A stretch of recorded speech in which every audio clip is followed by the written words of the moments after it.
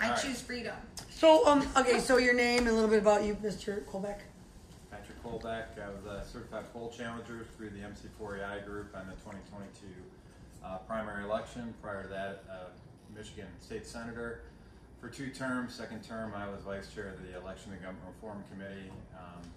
And I'm also a certified Microsoft Small Business Specialist and Aerospace Engineer. So the technology doesn't spook me. So a lot of stuff happening. What do you want to talk about? Okay, so the first thing I'd like to know is that you witnessed 2020 and 2022 in the same facility. Is that correct? Well, in 2020, I was certified poll challenger with the Election Integrity Fund out at the TCF Center. In 2022, I started out at the Wayne County Clerk's Office. And so this is something atypical. I did go to the TCF Center afterwards, but the reason I went to the Wayne County Clerk's Office is to zero in on a part of the election process that nobody ever witnesses and nobody ever oversees. Matter of fact, I asked the deputy clerk at the time, has anybody ever asked to oversee the aggregation of votes at the county level from the municipalities? And he said no. I was the first person to actually go off and do that. So wait, let's explain that. Aggregation, tell us exactly what you did. All right, so on election night, the official story is that the votes are tabulated at each individual precinct, or in the case of absentee ballots, sometimes they're tabulated or counted at a AV counting board, an absentee voter counting board. And when all those votes are collected at the end of the night, they'll put together a statement of votes. It'll be signed off by poll inspectors, and they'll say, we attest that these vote results are accurate, and then they will seal it into an envelope, take out a little flash drive containing the voter information, and they will put that flash drive into an envelope, put a seal on it, and then deliver those results up to the county. And then the county will take out that little flash drive, it'll put it into a server, election management server, and then the results will be uploaded into the internet so that everybody can go off and see what the actual results are. And so I wanted to go off and validate that that was indeed what was actually being put into action, because back in 2020, I observed that the tabulators at the TCF Center were indeed connected to the internet, and I wanted to go off and highlight that was a concern, and that was what was actually happening, because in the wake of me saying that, mind you, as a certified Microsoft Small Business Specialist who's connected my share of networks, I did cabling design on the International Space Station. I'm pretty comfortable with cabling technology and network technology. It indeed, it was connected. Well, they put out a misinformation campaign that stated that, no, these were not connected to the internet. I'll tell you, it was so frustrating. So this year I wanted to go off and highlight and demonstrate that indeed these machines were indeed connected to the internet. So I went to the Wayne County Clerk's Office instead of TCF Center first. And well, point of clarification though. So you're saying this is just the precincts in Detroit, the 440 precincts? 450, yeah. 450. It's not the suburbs coming into Detroit. This is just strictly the Detroit. No, this is suburbs. So at the Wayne County Clerk's Office, they aggregate the election results from 43 communities inside of Wayne County, including Detroit. Mm-hmm. And so what happened, what they say officially happens, is that they have a little collection area here, and people will come into the county clerk's office throughout the night and provide their little envelopes that they sealed up out at the precincts with the tabulation of the votes, and then deliver them to the county clerk and also to a county probate judge that was sitting there as a, so they would have 2 separate packages put in there. And I wanted to witness that process because it's never been witnessed. And what I ended up determining by watching that is that the first return envelopes came in with their flash drives and everything else inside of them. They started being delivered at 10:17. I think the first community to arrive was City of Grosse Pointe, followed by Grosse Pointe Farms, followed by the City of Northville. And that was like 10:17, 10:18, 10:20, something like that, right in succession. And at the same time that they were doing this physical transfer of the ballots, I was checking the Wayne County website. And I was doing refresh and updating and seeing where the results were coming in. And I found out that they did their first update at around 10:39 p.m. that evening. And the communities that I was seeing had nothing to do with Grosse Pointe, had nothing to do with the city of Northville. It was from Huron Township. It was from other areas that had nothing to do with the flash drives that were being brought in. And oh, by the way, those flash drives that were brought in and put in the envelopes, they were just put into a basket, and they were never even opened and transferred over into the county clerk's office for uploading.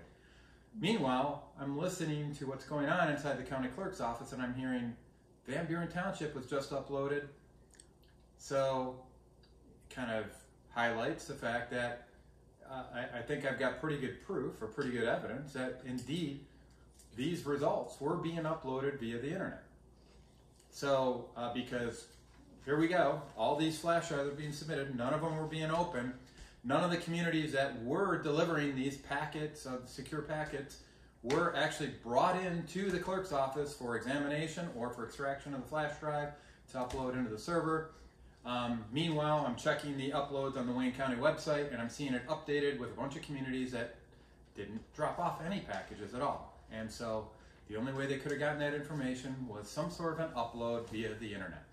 And a lot of people try to get into some technical discussions of saying, oh, there's a difference between the public internet and private internet. No, it's called the World Wide Web for a reason. And these are all, once it's going over a public internet backbone at one point, whether you're communicating via cell, it's secure for the first part of the journey, and it may be secure at the end of the journey, but it's not secure in the middle. And if somebody is trying to make the case that these transmittals are not subject to manipulation by third parties, they're just not paying attention to what's going on in the cyber world today. So, here's the bottom line, is that connection to the internet is actually not against the law in Michigan. So the fact that they feel compelled to actually lie about this tells me that there's more to it. And the fact that they feel so adamant about making sure that anybody like myself that claims that these devices are connected to the internet is called a liar, is called somebody who's a conspiracy theorist and unsubstantiated. I put up my credentials against any of these guys, and I'll debate them any day of the week, and about whether or not there's an issue with that, and that there are some serious security vulnerabilities that they're just kind of trying to wash aside. Bottom line is, I proved that they're indeed uploading our election results from the municipalities to the county via internet connections. There's no other way for them to go off and do it. Unless, of course, I will give them the benefit of the doubt. I did not check for carrier pigeons. So there may have been carrier pigeons somewhere in there, but I didn't look for that. But, so did you feel harassed or anything while you were there? Absolutely. So here's the way the day unfolded. First of all, I had to make sure that I got inside the Wayne County Clerk's office before they closed at 4:30, because I wanted to ask them if I could oversee the elections. And the woman that was there, her name is Lisa Williams. She's their PR specialist, if you will. She's also the one who denied quite a few of my FOIA requests, by the way. She stated that we could not oversee it, and we quoted the section of law, MCL 168.733, around poll challenger duties at places where there is counting going on, and it's very broad on the type of procedures that we're allowed to go off and oversee. And she refused us access. By the way, when I say we, I was there with Braden Giacobazzi, I think it is, Giacobazzi. At that time, once we were denied, once she refused to allow us to record her saying that she denied us, Braden, I said, no sense in you sticking around here. I'll just sit around and see what I find out over the course of the night.